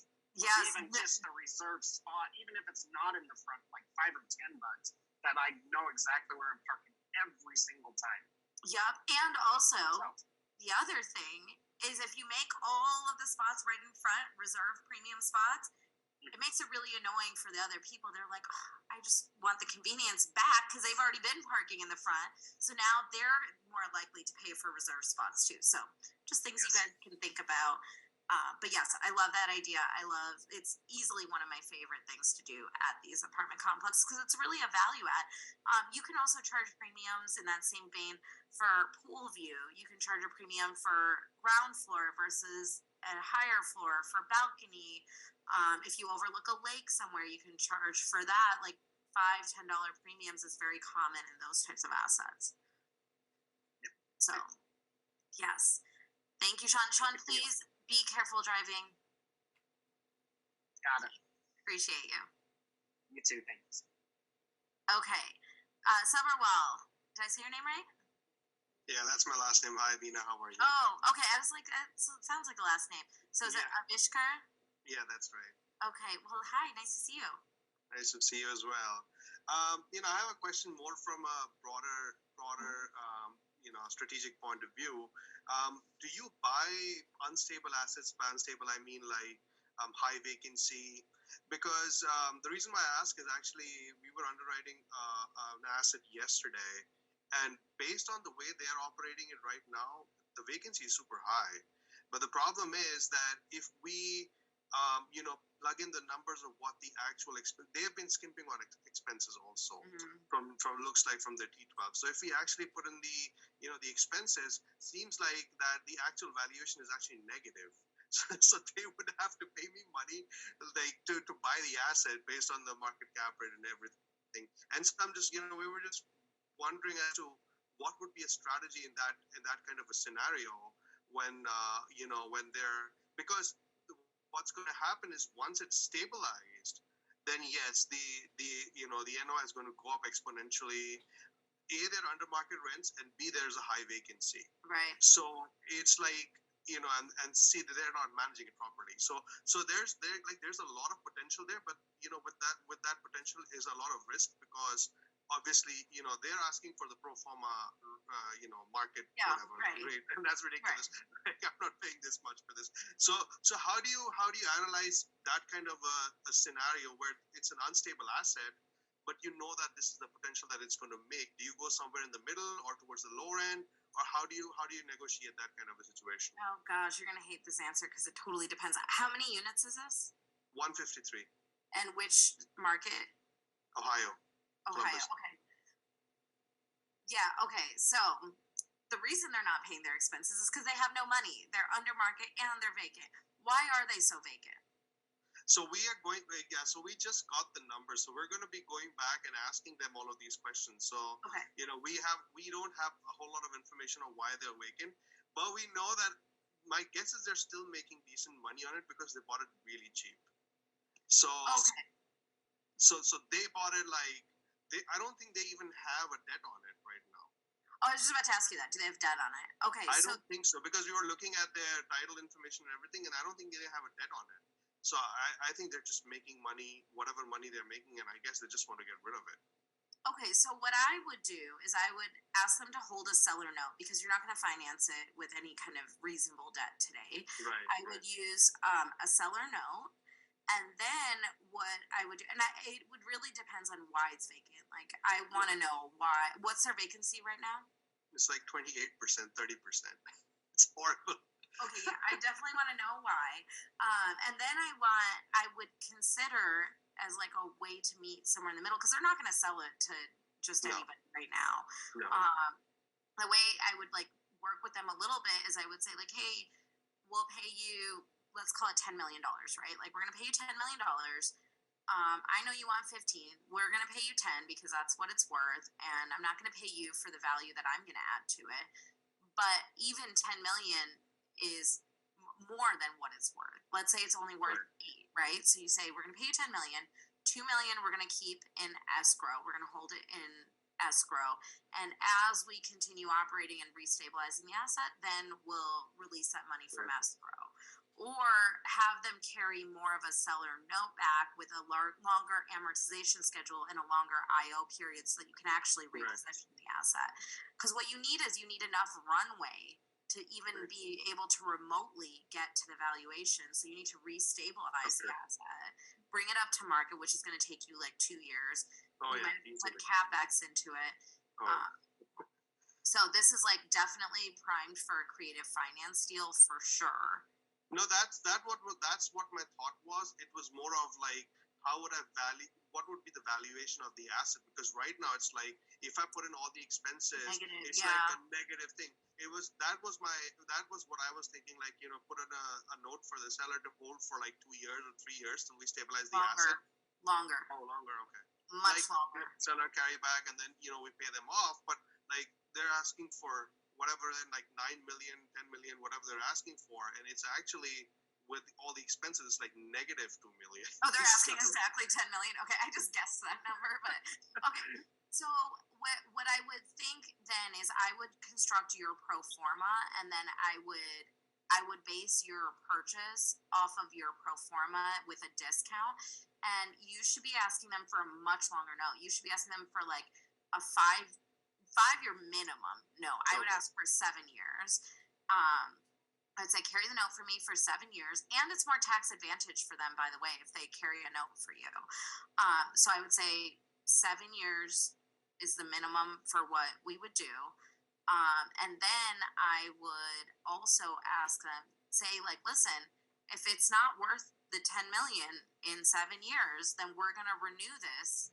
No, and it's going to extend for another 2 years. And then in 9 years from today, if it's still not worth 10 million, we can extend it again for 2 more years and keep extending it until the asset value catches up. And then have some kind of mechanism where, okay, if by year 15 it's not there, then we're agreeing that the purchase price was just whatever we paid you today, or whatever that looks like, right? Like you'd have to put pen to paper a little bit there. But that's where you can get really creative on it, because real estate generally, especially multifamily, is going to continue to increase. If you're buying in these solid areas, and Ohio is definitely a market that's been increasing. So would I put the valuation as based on their current NOI, or would I put it based on when I'm running the numbers based off of that, like just for valuation? Because right now it's like everything's up in the air, right? Based on that, it's like negative. You can't really run it on their NOI because, like you said, it's negative NOI, or it's break even, and that's not enough to even pay any debt service. So that's why I would use that as a basis to negotiate as low as possible structure. Yeah, and to negotiate a great structure on the seller carry. Because you can tell them, you tell the broker, like, look, nobody's going to finance this. There's just Right. there's negative cash flow. We No, never buy negative leverage no, assets. no. It's what they have positive cash flow. It's just the way they have structured is that they've skimped so much on their expenses that's our guess is that's why they have such a high vacancy. But they're still cash flowing. It's not like they're not cash flowing. Then you're going to tell them, you're going to be like, all right, the cash flow is fine. I can use this as a basis of my NOI to calculate the cost, but then you have deferred maintenance costs because Right. you just simply have not been spending enough money. I mean, I see. you can't have it both ways, right? Like if we could reasonably operate an asset at a 15% expense ratio, everybody would do it. It's just not Sure. reasonably possible without creating deferred maintenance costs. So basically, the deferred maintenance cost would be kind of like just negotiate that price down and then put something into the escrow. Okay, yeah, Yeah. that gives me some idea of how I would talk to the seller about this. Yeah, you have a lot of tools, so they can't Yeah. have all the ways, right? So Yeah. they missed their window to sell it for an absurd amount of money to someone who would have bought it at like a 3% interest rate, right? So that now you have an opportunity to go in and really negotiate with them. But I Yeah. would also just caution you because I don't know how many units you bought, but it's tough to buy assets that are like negative cash flow. Like we never do that. So they're not negative cash flow based off of what they're doing right now, but like for 153 units, they don't even have the staff, and I think that's one of the biggest Yeah, they need problems is staff. that they don't have the staff managing it properly, Yeah. and that's one of the challenges that they have, and it is certainly risky, and that's why because there is a lot of downturn, that's why that is what attracted me to seller financing because the worst that's going to happen is I don't have any problems with Yep. the bank. It's You just walk like, away. Yeah. I walk away. Totally agree. Yeah, I think if you structure the seller finance right, it could really be a great opportunity. You should get with Carolyn. She's on this call. She would probably be Yeah. better to advise you. Carolyn Myron, they're probably I know. a good fit. I've been on multiple Zooms with them. Oh, okay. Then you already know. Yeah. So I would say asking I them would with say my that they're probably questions. the right partners for you or potential partners for you guys on this deal. Great. Yeah, thanks. That helps. Awesome. Absolutely. Thank you for coming. Sure. All right. I see this cute baby waiting to talk to me. All right. Hi, Chris.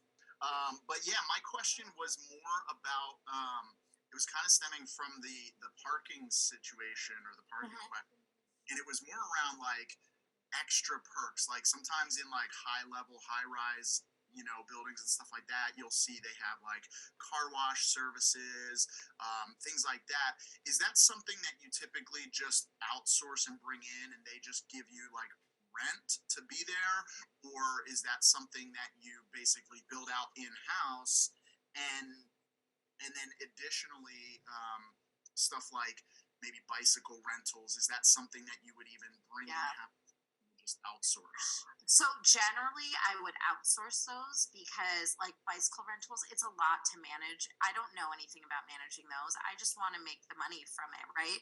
Same with like vending machines, right? Like dog treat vending machines. That's like a big one that people use. We have mobile pet groomers that can come to the property. You can do a rev share with them. You could do food trucks where you do a rev share. You could do charging stations are another kind of newer one, especially if it's a class A asset. You definitely want those. A lot of our properties will put out like a hose connection and like some rags and spray bottles so you could do your own car wash, self-service car wash. We do pet washing stations, but that's more of an amenity for the residents because they like it, they want to do it themselves, whatever. But we will every now and then put in like different vendors, partner with different vendors in the area, especially local businesses, to be able to improve the resident life. It helps with resident retention. Occasionally, depending on what it is, we might not even charge for it because it's just improving the quality of life for residents. So it just depends, but a lot of times they'll pay you like a fee. We have an asset we just bought in Charlotte, and that asset we found out that there were people using our parking lot to go to the amphitheater that's across the street. So they would come park in our lot and then go there. And I'm like, oh, great. that sounds like $20 a card to me for every time there's an event because they're already doing it.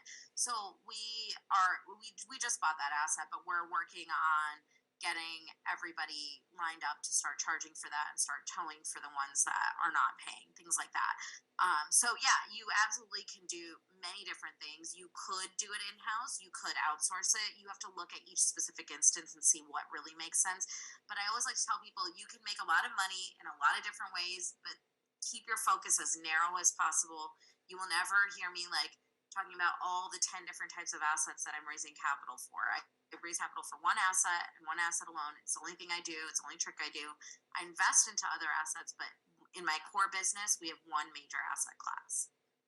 Got it. Okay. And so piggybacking on that amphitheater situation, would do you think there's a sizable amount of value in building relationships with those amphitheaters and those things that are nearby where you could maybe do like a promo and like a profit split or something like that with them to promote it to your tenants or anything like that? Yeah, absolutely. I mean, I'm not going to profit share my parking lot costs with them because I'm providing a service for their movie goers, really, or whatever, concert goers. So I'm not going to split that with them. But yeah, absolutely. And this happens all the time. And that's why you need a property management company who's going to do a lot of outreach because you want them reaching out to the community. You want them talking to different apartment managers in the area. You want them talking to different businesses. You want them participating at the Chamber of Commerce, like things like that. You want them involved in the community. Got it. Okay. Awesome. Cool. Well, I really appreciate everything you've been doing. I just recently, and I'm looking forward to diving into multifamily this year and getting this girl set up for her future. So I love it. Thank you for coming and thank you for sharing her with us. She's so cute. Congratulations. Thank you so much. All right, we'll talk to you soon. All right, John, you are up, sir. Hey, Veena. Hello, how are you? Pretty good. Thank you for today. It's been awesome. Of course. I got a quick question. How would you deal with the multifamily? It's not big, like an eightplex, for example. I was looking at one in Vegas. Eightplex, 1.399 million is what they're asking. Okay. Talks to the broker, and then he's like, I was asking about financials. He's like, the owner, they're not going to provide it. They refuse to, and they understand that they have to do seller finance because of it. Okay. So I'm curious, how would you deal with that? Why are they not providing for you? I don't know. They're doing like Airbnb with it supposedly, so they're making Airbnb money, and they have like one unit that's just like a regular rental. I figure you can't value it at that anyway because you might not be able to do Airbnb. So I'm just Vegas just passed a rule too, like a new Airbnb. Yeah, we're getting a lot of rules. Like everything's changing out here quickly. Yeah. I think Vegas just passed something where you can't Airbnb. There's a lot of restrictions on it. Yeah. Okay, so to value it, you will need to underwrite it as if you're getting market rate rent and using regular valuation. What was your question? How to value it, right? I was just curious, like just dealing with somebody that's like they don't want to provide any T12s, rent rolls, nothing. They just Will they give you tax returns? I have to ask, I guess, but I'm thinking they're probably for some reason probably private owners that don't want to share anything because they're not.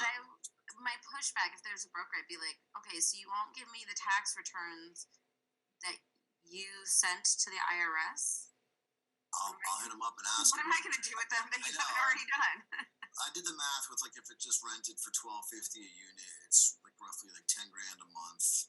120K a year. Chop it in half, 60K. My values come down like 6, 7, 800,000 or something like that without them providing anything solid. Oh, well, what about, okay, you said eightplex, probably like an older, so let's say you're operating at a 50% profit margin. Let's assume you're at 95% occupancy, 4,750 times 12 divided, what's the cap rate in that market? 5.5? Say around 6, I think. Let's say 6. 5.5, 6. I think then at a 6 cap, you're at 950 in value roughly. Right. Like very, very back of that. Yeah. Right. So I guess the question is like if they are hesitant or they go like we want what we want, it's like if you're not going to provide financials, you really can't get what you want. Yeah. I mean, what I would do is I would make the offer based on what you think you can do, and then say, I'm happy to come up in my offer, but you're not giving me anything to do that with. Right. You mentioned earlier about how you have to vouch for these financials, so that's what kind of triggered the question. Like, if The somebody's lender will require that. If they're seller financing, then they're not going to require it.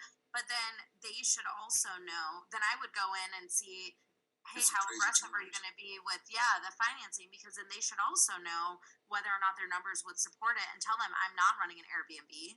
Right. I'm going to be converting this to a traditional market rate multifamily, and here's what I'm proposing. And if they say no, it means that they don't think those numbers can be supported either. So they have a vested interest in this. Yeah. Okay. And I guess just go for like really crazy seller's terms then if they want to sell it. Yeah, why not? 0% forever. I mean, if you can get that. Down, 0%. I've definitely heard deals like that. Yeah. I would say that you should definitely try to be as aggressive as possible on the terms. Okay. So cool. So help? Yeah. Appreciate the feedback. Absolutely. And keep us posted what happens with it. I'll see. All right. All right. Good luck. Thanks. Happy New Year. Happy New Year. All right. Robin, you are up. Can you guys see the order of everybody or only me? Yeah. Oh, you guys can too. Okay. So you know where you are in line. Hi, Robin. Hi, Veena. I haven't had a chance to talk to you in the past, so I'm really thrilled. I cannot tell you how much value your relatively short videos and Zooms are. They're just incredible. So thank you very much for taking that extra time in advance to plan and think it through. It really makes a difference. Absolutely. I have a question that kind of piggybacks off of the last fellow's, which is the idea of leaving money in escrow. Mm-hmm. And I saw the question come through the chat as well. So I'm thinking that leaving money in escrow is more of a leverage, right? Saying, hey, we're not going to give you this money until we know that we can cash roll the value. Yeah. And because that money's sitting in escrow, it's not benefiting me and it's not benefiting the buyer, right? It's just kind of in limbo. Yeah, you're absolutely right. I mean, the real reason to do it is if you're unsure about something the seller is telling you, you might say hey, let's leave this money in escrow for 90 days or 120 days. And these are the terms under which either of us can claim on it. It's more a way of you as a buyer paying for something that you're not really sure about what you're paying for or if you should be paying for it. And it's a way for them as a seller to get more money without having a way to prove out something to you as a buyer. These are more complex strategies, so I don't necessarily recommend them for someone who's just starting out. But it's I'll give you a great example of when escrow was completely useful for us. In COVID, when we were buying an asset, we couldn't get into 40 of the units because they said they had COVID, whatever. We weren't able to go in and walk those units. So what we did was we held back, I can't remember what the number was now, but X amount of dollars, let's call it $10,000 per unit. So we take those $10,000, we held back $400K in escrow.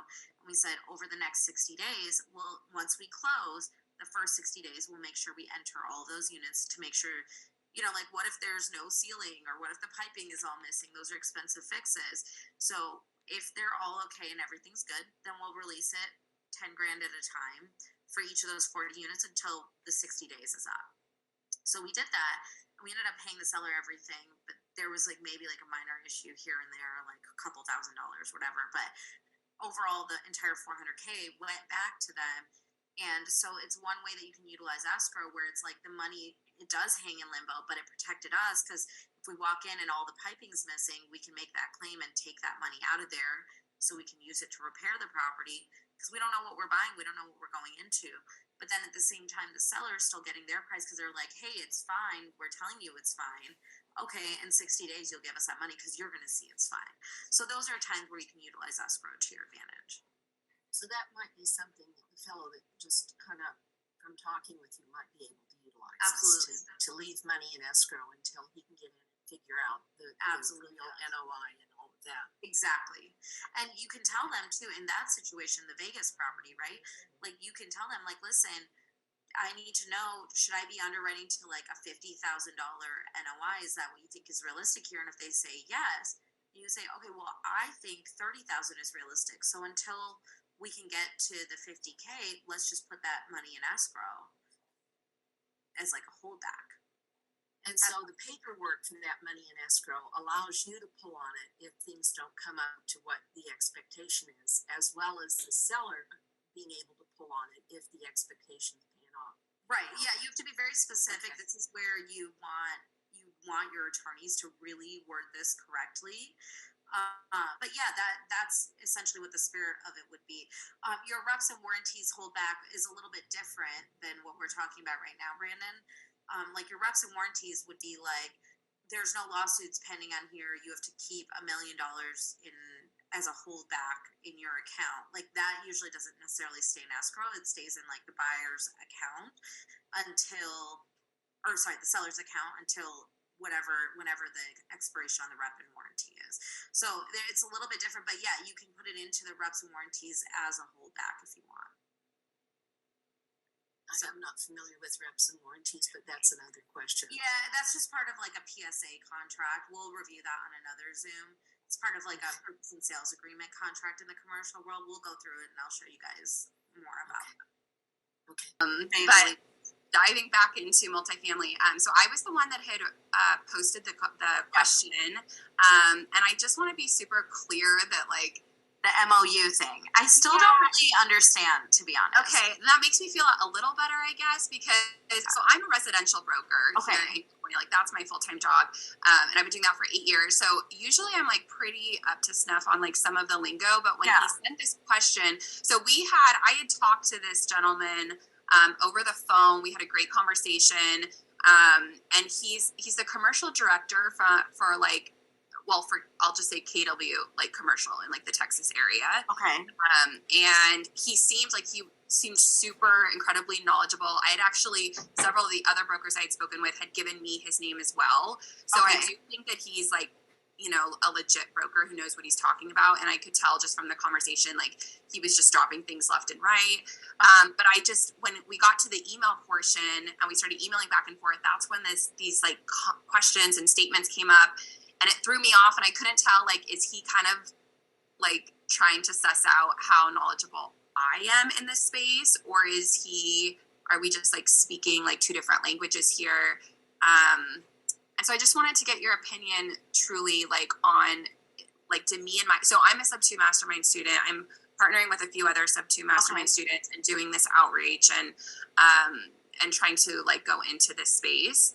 And so we don't have any like existing partnership agreements or anything in place. And as soon as I started like reading your responses, I was like, gosh, like, is there something we're missing or that we should be doing? Or is your feedback really to just like seek clarity with him? I have literally no idea what it is. Can you give me, do you have the email in front of you? I do. I pulled up the email chain. And so literally, the broker, like office manager had kind of made the introduction. We had spoken. I emailed him like the follow-up after the call. And so his email response literally says, Christine, thanks for the call last week. I'll send you a couple of off-market properties that I've been fielding. Do you have any sort of memorandum of understanding, acquisition, partnership form, team agreement, et cetera, that I can review for deals that I present? I can send you one of mine, but wanted to make sure you didn't already have one. And then he did like a smiley face. And I just literally looked at it like a weird thing for him to be asking you for. Because, like, I don't really understand. Does he think you're going to sell this to your investors? Does he know you're the buyer? Yeah. I mean, I thought I made that really clear because I was talking about we're ramping up acquisitions in this market. All the partners already own like single family portfolios. I mean, I was like pretty straightforward with him and we had a good conversation because we're with the same like larger brokerage. And it just like threw me off. And so my response was, I guess I should have like reached out to you sooner. I was like, I tried to keep it vague. Like, feel free to send over yours and I'll take a look. Yeah, that's what I would have said. I would have said, send yours over. Happy to sign it. Okay, and then he wrote back and said, "I will get that to you ASAP." And then he said, "Please review the properties like in XYZ market." And he did a hyperlink to a drive with like some off market. Okay. He said, "Happy to discuss these further. Seller is a close friend of mine, blah, blah, blah." Then he ended it with, "I will get you an updated list of our off-market MF opportunities once we have a signed memorandum of understanding agreement." Oh, okay. So he wants you to pay his commission. That's what he's asking you for. So it's not a non-disclosure. It's essentially a non-circumvent, that you're not going to circumvent and go straight to the seller because there's probably no broker involved, is what it sounds like. Okay. So it's still a weird way for him to ask for it. Just FYI, like this is not typical. Is it standard for someone to ask this or no? No, it's super weird. Okay, so you would not recommend signing something like that? No, it's not that. I mean, I would read it and see what it says. If it's just like, okay, on these properties or any properties you get through me, you have to pay the commission. We're not going to charge the seller the commission. Fine. You just take that into account in your underwriting and your offer price.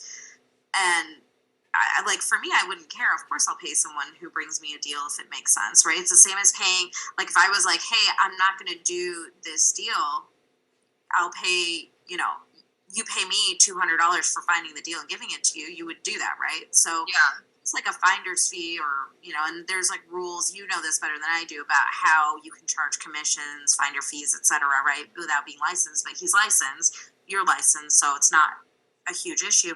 But I would say, make sure you read it to make sure it's not exclusive, right? Like you don't want to sign an exclusive buyer agency, right? Contract, right? Like that's what you want to make sure you're not signing.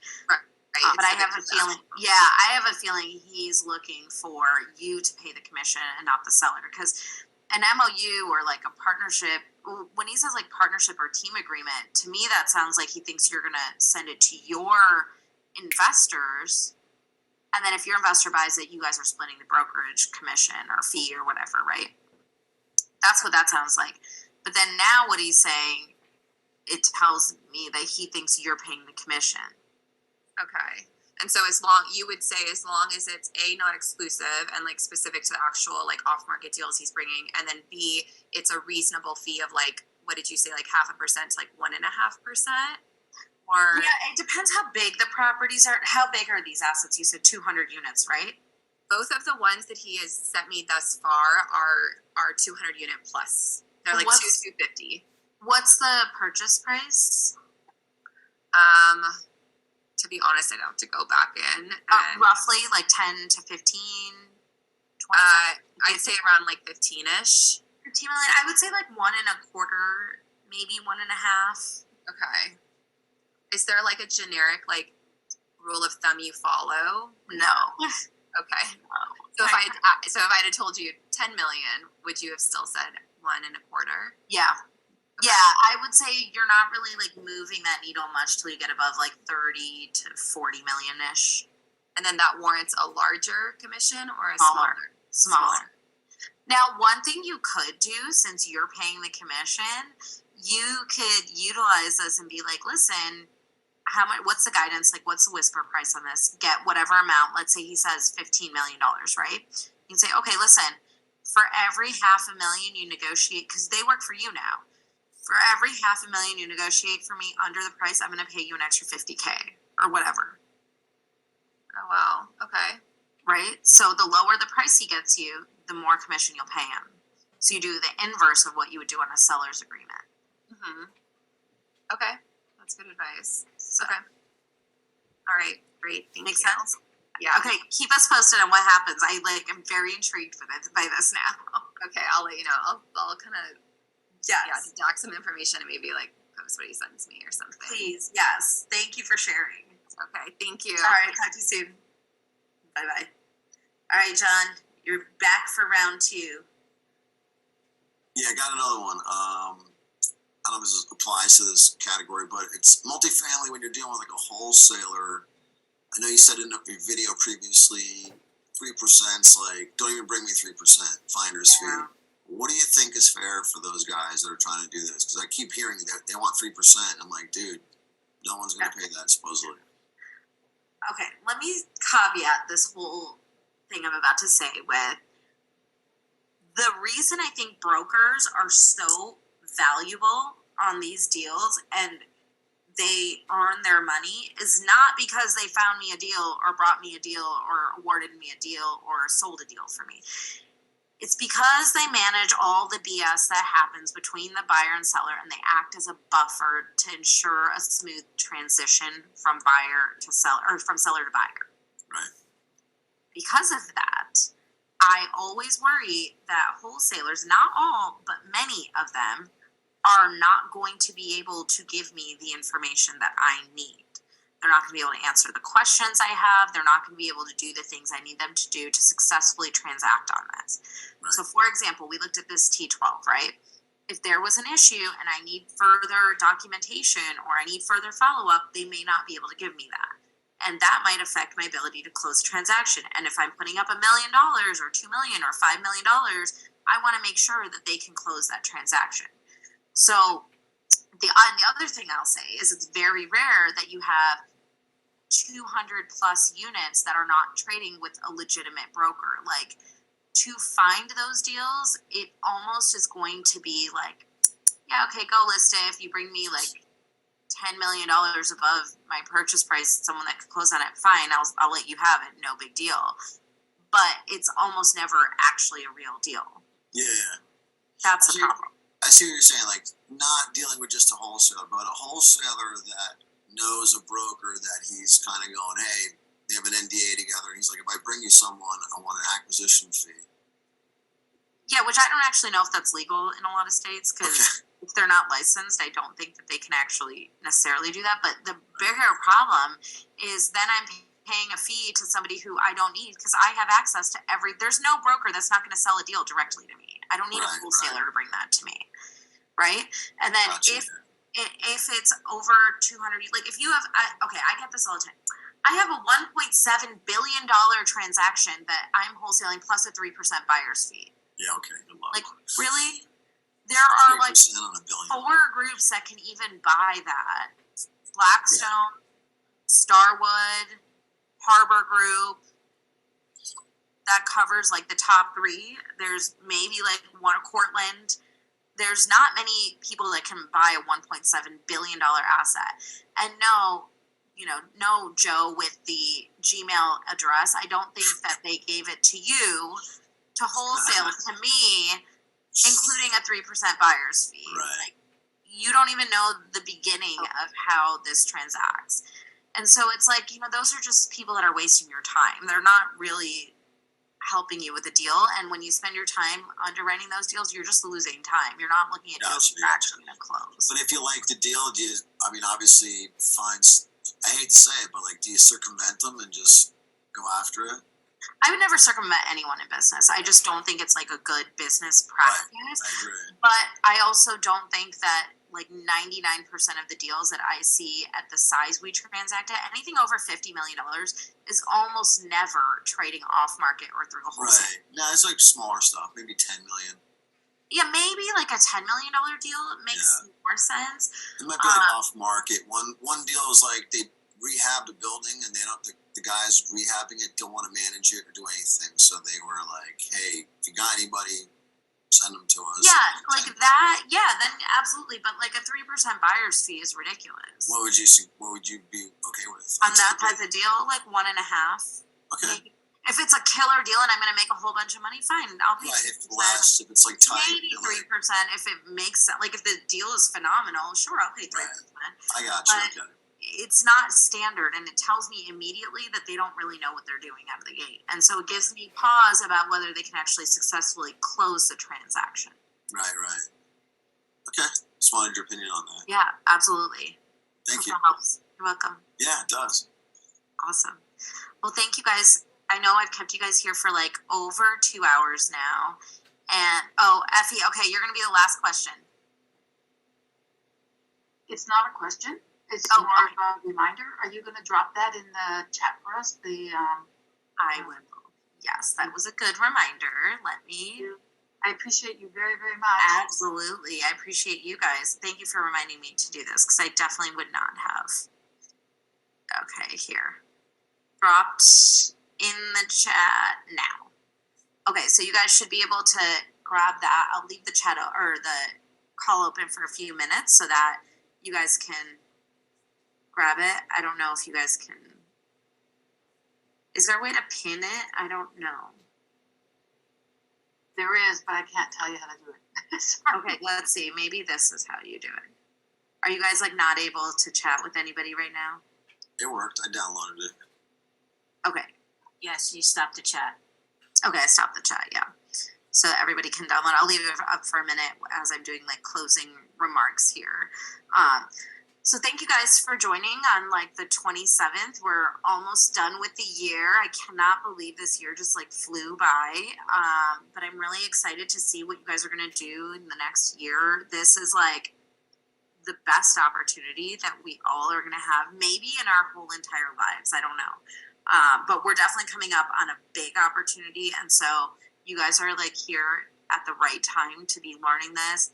I know it's overwhelming. I know what I showed you is like really crazy. And you're like, what am I looking at? All these numbers. But I promise the more you do it, the more you look at it, the easier it gets, the less of a foreign language it becomes.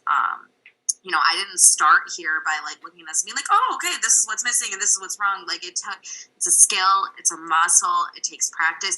I mean, you guys saw it when we did the NOI calculation to value today, like well, actually you all got the first one wrong because you didn't listen, but you all knew how to get there ultimately. And you didn't even know that. Many of you probably didn't know that before our last call last week.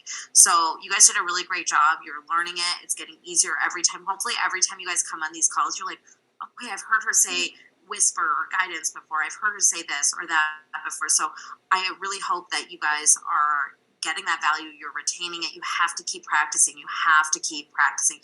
Even when you guys kind of saw me being a little bit rusty because I don't underwrite our deals anymore. We have teams that do that. And so like, even for me, it's like a muscle that I'm trying to re-exercise now. And I haven't in a long time.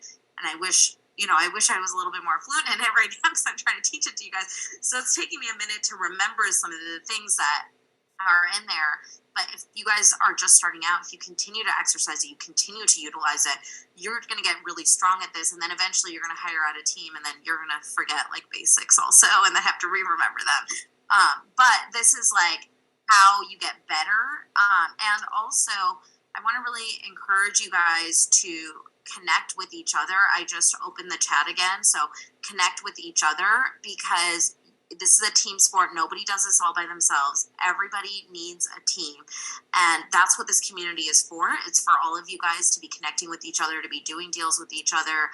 I'm still kind of working through some of the logistics of hosting these impromptu Zooms since this isn't a thing I do.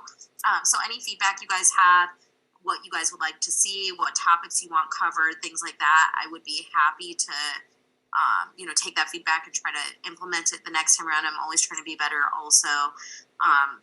So go out, find like the tripod, right? Which is like your acquisitions team, your capital team, and your operations team, right? Like those are the three legs of the tripod. So go find the people that complement your skill set and go and make a lot of money. Buy all the multifamily. And just be great. If you guys have questions, post them in the group. You guys know I hang out there. And okay, hopefully everybody downloaded the T12 document and you guys can go connect. And I hope you guys have a safe new year. Do not Zoom and drive, and also don't drink and drive either. If you guys have questions, I'm around. All right. Happy holidays, everybody. Happy New Year. Like I said, don't Zoom and drive. Don't drink and drive. Be safe. We have a lot of money to make next year, so you guys have to make it through. So, all right, guys. We'll talk to you soon. Take care. Bye-bye. Recording